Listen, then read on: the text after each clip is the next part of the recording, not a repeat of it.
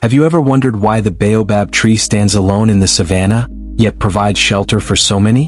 What happens when a person of great wealth chooses to do good deeds in secret? To find out what happens when kindness is hidden from the world, read until the very end. In the heart of the village of Adubea lived a humble man named Obioma. As a young man, Obioma worked in a small factory that made beautiful Kent cloths that were sold in markets far and wide.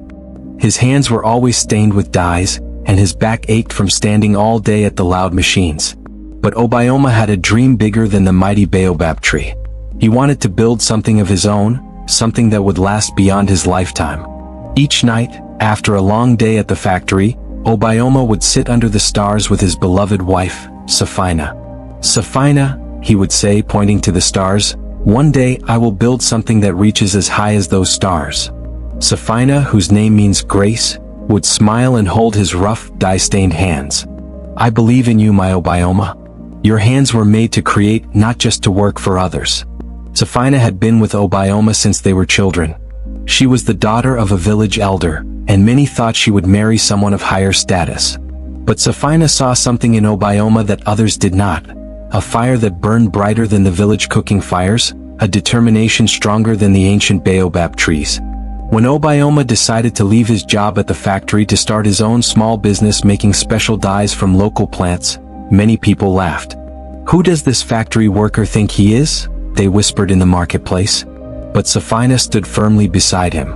She helped gather plants for the dyes and learned to keep records of their small business. At night, they counted their meager earnings together by lamplight, dreaming of what could be. "The hyena may laugh," Sefina would say, quoting an old proverb, "but the tortoise reaches its destination." Years passed like water flowing in the great river. Obioma's small dye business grew. He discovered a special way to make colors that stayed bright even after many washings. Cloth makers from neighboring villages began to seek out his dyes. Soon, Obioma built a small factory of his own. As the moons waxed and waned, Obioma's business spread across the land like branches of the acacia tree. He opened more factories, making not just dyes but beautiful cloths, bags, and clothing that were sold in far-off lands across the Great Water. People who had once laughed at the humble factory worker now spoke his name with respect. Obioma had become one of the richest men in all the land. But success did not change Obioma's heart. He remembered his days of struggle and treated his workers with fairness and respect. He built schools near his factories and made sure that children could learn to read and write. "A child who is not taught his own language is lost," Obioma would say, quoting another old proverb. So, he made sure that the schools taught not only the language of business but also the languages and stories of their ancestors. Through all these years, Sefina remained by his side. She managed their home with grace and wisdom, welcoming important business partners with the same warmth she showed to the humblest worker. Her beauty, like the sunset over the savannah, only grew more magnificent with time. Obioma never forgot that it was Sefina's belief in him that had helped him rise. At gatherings with friends and business partners, he would hold her hand and declare, "Everything I have built stands on the foundation of my wife's faith in me." As the seasons changed and the rains came and went, something strange began to happen. Obioma, who had always been so devoted to his work and his wife, started to disappear. The first time it happened, Sefina thought nothing of it. Obioma had mentioned a business meeting in a neighboring town. But when he returned home, his clothes were dusty as if he had traveled on old roads, not the smooth highways he usually took in his fine car. "The meeting went well," was all he said, and Sefina did not question him further. But then it happened again and again. Sometimes Obioma would leave their grand home in the city and disappear for hours. He would return looking tired but with a strange peace in his eyes. At first, Sefina tried not to worry. Had not Obioma always been honest with her? But as the leaves of the baobab tree fall, so did seeds of doubt begin to grow in her heart. "Where do you go when you disappear?" she asked one evening as they sat in their beautiful garden.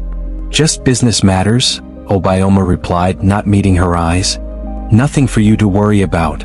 But Sefina did worry. In the marketplace she heard whispers. Women looked at her with pity in their eyes. "Even the mightiest lion can be tempted by fresh meat," an old woman selling vegetables murmured as Sefina passed by. The doubt in Sefina's heart grew like thorny bushes after the rain. Obioma had everything: wealth, respect, A loyal wife who had been with him through the hardest times. What more could he want? Unless... The thought pierced her heart like a poisoned arrow. Had Obioma found another woman? Had all his talk of loyalty and love been just empty words carried away by the wind? Soon, Obioma's disappearances became more regular. Every week, he would leave their home, sometimes telling Sefina he had meetings, sometimes saying nothing at all. He would be gone for hours, returning with the same tired but peaceful look. Sefina began to notice other changes too. Sometimes she would find receipts for medicines in Obioma's pockets. Medicines they did not use. Once she found a small toy like one a child might play with in the glove compartment of his car. Her heart grew heavier than a stone. Was Obioma supporting another family? A younger woman with a child, perhaps? The thought made her hands tremble and her eyes fill with tears. Obioma's close friend, Kwame, began to notice the change in Sefina. One day, as he visited their home to discuss business with Obioma, he found Sefina alone in the garden, tears falling silently down her cheeks. "What troubles you, sister?" Kwame asked, sitting beside her. Sefina could no longer hold her pain inside. Obioma disappears for hours. He keeps secrets. I fear he has another woman, another family. Kwame frowned.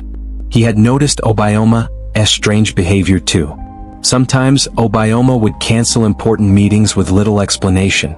Once, Kwame had called Obioma's office only to be told that the great businessman had left the city entirely. Something is not right, Kwame agreed. But Obioma has always honored you. There must be another explanation. But what other explanation could there be? The snake of doubt had wrapped itself around Sefina's heart and was squeezing tightly. One evening, as the sun was setting and painting the sky with colors as bright as Obioma's famous dyes, Sefina made a difficult decision. She could no longer live with the doubt that was poisoning her love. When Obioma returned home that night, Sefina was waiting for him, her bags packed. "I am returning to my father's village," she said, her voice steady despite the storm in her heart. "I cannot be your wife while you keep secrets that tear us apart." Obioma's face showed shock and pain. "Sefina, please. You misunderstand. Then help me understand." Sefina cried, her calm breaking like a clay pot dropped on stone. "Where do you go? What secrets are you keeping from the woman who has stood beside you since you were nothing but a factory worker with dreams?" Obioma was silent for a long moment. The evening birds called to each other outside, their songs seeming to mock the silence between husband and wife. Finally, Obioma spoke. "Tomorrow. Come with me tomorrow and I will show you everything." Sefina studied his face, looking for signs of lies. But all she saw was the same Obioma she had always known.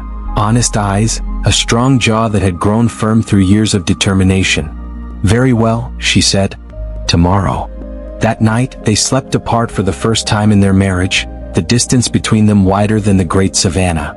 The next morning, Obioma and Sefina set off in Obioma's car. They drove out of the bustling city, past the factories that bore Obioma's name, beyond the well-traveled roads, and onto dusty paths that wound through small villages. As they traveled, Sefina's heart beat with both fear and hope. What would she discover? Would today bring the end of her marriage or a new beginning? Obioma drove in silence, his hands gripping the steering wheel tightly. After many hours, they turned onto a narrow path that led to a small village. The houses here were simple, with thatched roofs and walls made of mud bricks. Children played in the dust, stopping to stare at the fine car that had entered their village. Obioma parked under the shade of a mango tree and turned to Sefina. "We are here." Sefina's throat felt dry. "And what will I find here?" "Your other wife. Your secret child." Obioma's eyes showed pain, but he simply said, "Come and see." They walked through the village, and Sefina noticed how people nodded respectfully to Obioma, as if they knew him well. They stopped before a small house at the edge of the village. It was better built than the others, with a solid roof and a small garden of healing herbs growing beside it. Obioma knocked on the door. "Jabari, it is Obioma." The door opened and a woman appeared. She was about Sefina's age, with kind eyes and strong hands. She smiled at Obioma and looked with curiosity at Sefina. "You have brought a visitor," she said. "This is my wife, Sefina," Obioma said. "Sefina, this is Zola, Jabari's wife." Sefina felt confusion replace her fear. The woman did not look at Obioma with the eyes of a lover but with respect and gratitude. "Please come in," Zola said, stepping aside. Inside the simple but clean house, Sefina saw a man lying on a bed. He had strong shoulders and a kind face, but where his arms should have been, there were only empty sleeves folded and pinned neatly. "This is Jabari," Obioma said quietly. The man on the bed smiled. "Ah, the famous Sefina. Obioma speaks of you often. He says you are the foundation upon which all his success is built." Sefina looked from Jabari to Obioma, not understanding. "I don't. Who is this man to you?" Obioma sat on a small stool beside the bed. "Jabari worked in my first factory many years ago. He was the best worker I had, skilled, careful, always willing to learn." Jabari nodded. "And careless one terrible day. I was operating one of the big machines when my attention slipped for just a moment. The machine." He looked down at his missing arms. "The machine took both my arms." Sefina gasped, her hand flying to her mouth. "It was the worst day of my life as a business owner," Obioma said softly. "I should have had better safety measures. I should have provided better training." "It was not your fault," Jabari insisted. "But what happened afterward? That is why I bless your name every day." A small boy of about 7 years ran into the room. "Father, I finished my schoolwork." He stopped when he saw the visitors. "Uncle Obioma, you came earlier than usual." Obioma smiled and ruffled the boy's hair. "Sefu, this is my wife, Sefina." The boy smiled shyly at Sefina. "Hello, Auntie. Uncle Obioma brought me a book about animals last week. Would you like to see it?" Before Sefina could answer, Zola gently directed the boy back outside. "Let the adults talk first, Sefu. You can show your book later." After the boy left, Jabari explained. "After my accident, many employers would have given me a small payment and sent me away. But Obioma made sure I had the best doctors. He built this house for us. He pays for Sefu's education and brings him books and toys. Every week he comes to bring me medicine and to check if we need anything," Zola added. "Sometimes he stays for hours, reading to Sefu or just talking with Jabari about the old days." Tears filled Sefina's eyes as understanding dawned. All those disappearances, all those secret trips. Obioma had been caring for this family, helping the man who had been injured in his factory. "Why did you keep this secret?" she asked Obioma, her voice trembling. "Why not tell me?" Obioma took Sefina's hand. "Do you remember the story of the baobab tree? How it gives its fruit, its shade, its water to all who come, but never boasts of its generosity." Sefina nodded. "It was a story told to all children in their land. When I built my business," Obioma continued, "many people praised me for my success. They called me wise and clever. But this," he gestured to Jabari, "this was my greatest failure. A man was hurt under my watch." "But you're helping him," Sefina said. "It is what any decent person would do," Obioma replied. "But if people knew, they would praise me for this too. They would say, 'See how generous Obioma is. See how he cares for his workers.' And it would turn what should be a simple duty into something I do for praise." Jabari nodded. "Obioma told me once that he keeps this help secret because true kindness needs no audience. The baobab does not need applause for doing what it was created to do." Sefina remembered the many times Obioma had spoken at business gatherings about treating workers fairly, about giving back to the community. But he had never mentioned Jabari or this village. "There are other families too," Obioma admitted. "Other workers who were injured or fell ill. I help them as I can, not because I want praise but because it is right." Sefina's heart, which had been so heavy with doubt, now felt light with understanding and love. For weeks, she had imagined the worst about the man she had loved since youth. Instead, she discovered he was even more honorable than she had known. "I was wrong to doubt you," she whispered. "And I was wrong not to tell you," Obioma replied. "I wanted to keep my giving pure, but in doing so, I hurt the one person who has always believed in me." That evening, as the sun set over the small village, Obioma and Sefina stayed for a simple meal with Jabari's family. They ate from clay bowls, sitting on mats outside the house, watching the stars appear one by one in the darkening sky. Sefu showed Sefina his books and told her about his dream of becoming a doctor. "I want to help people like my father," he said earnestly. "You will be a fine doctor," Sefina told him. And when you are ready for medical school, I know Obioma and I will help you get there." Later, as they prepared to leave, Sefina pulled Zola aside. "I did not know about you before today, but now that I do, please consider me your sister. If you ever need anything when Obioma is busy, you must come to me directly." On the long drive back to the city, Obioma and Sefina talked as they had not talked in weeks. Obioma told her about the other families he helped, about his secret visits and quiet assistance. "From now on, no more secrets between us," Sefina said firmly. "Even your good deeds should not come between husband and wife." Obioma agreed. "The greatest wisdom I have learned is that doing good in secret keeps a man humble.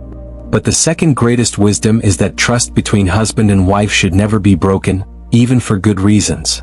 When they returned to their grand home in the city, it seemed different to Sefina. The fine furniture and beautiful gardens were the same, but now she saw them with new eyes. Their wealth was not just a sign of Obioma's business success, but a means to help others in need. In the days that followed, Sefina joined Obioma on his visits to the families he helped. She brought her own skills, her knowledge of herbs, her talent for teaching children, and found joy in this quiet giving. And when people in the city praised Obioma for his business achievements, Sefina would smile, knowing that his greatest achievements were known only to a few, the lives he had changed without seeking recognition or reward. And so, dear listeners, our tale comes to its end. But like all good stories from our land, it carries a lesson in its heart, a seed that may grow if planted in good soil. The lesson is this: the kindness that is done quietly without the sound of drums or the clapping of hands, is the kindness that is most pure. Like the baobab tree that gives its gifts without a word, true generosity seeks no praise. But remember also that even the baobab does not stand completely alone. Its roots connect with other trees beneath the ground, sharing water and strength. So too should we share our true selves with those closest to our hearts. For what is given in secret may be most pure, but what is shared in love becomes most powerful. This is why the elders say, "The hand that gives in daylight may receive praise, but the hand that gives in darkness receives blessings."